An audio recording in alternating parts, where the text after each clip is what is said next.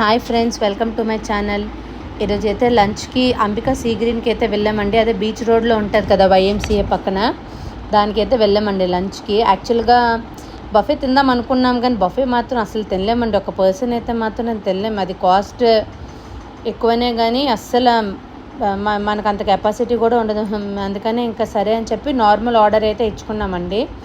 నేను నా ఫ్రెండ్ అయితే వెళ్ళాము తినడానికి.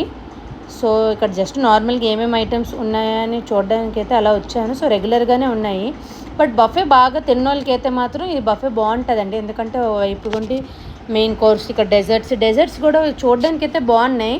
బట్ నేను చాలా మంత్స్ అయిందండి ఇక్కడ బఫే తిని. అప్పుడైతే బాగుంది, మరి ఇప్పుడు టేస్ట్ ఎలాగుందో అయితే నాకు తెలీదు.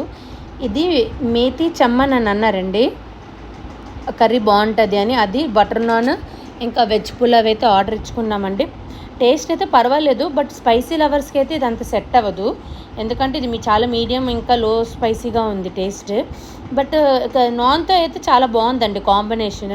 పులావ్తో అయితే అంతేం లేదు, కానీ బటర్ నాన్తో అయితే కాంబినేషన్ బాగుంది. సో నెక్స్ట్ టైం మీరు ఎవరైనా ఈ కర్రీ ట్రై చేయాలంటే బటర్ నాన్తో ట్రై చేసి ఇంకా వెజ్ బిర్యానీతో ట్రై చేయండి. ఎందుకంటే అది కొంచెం స్పైసీ, ఇది కొంచెం అసలు లెస్ స్పైసీ కాబట్టి కాంబినేషన్ బాగుంటుంది. ఇగోండి ఫైనల్గా ఈ వెజ్ పులావ్ ఆల్మోస్ట్ కొంచెం ఫ్రైడ్ రైస్ లాగే ఉంది, పెద్ద అంతగా ఎక్కువ డిఫరెన్స్ ఏం లేదు.